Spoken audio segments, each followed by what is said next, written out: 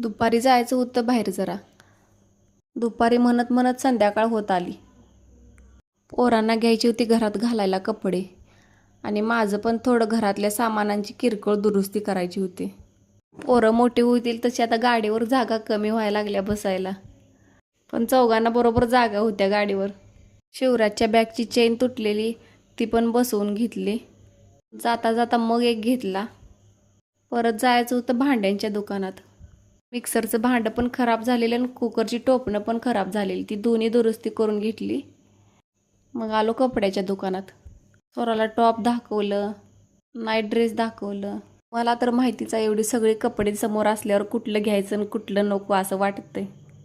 मालक म्हटले चला घरी जाऊया आणि आम्हाला आणलं हॉटेलमध्ये.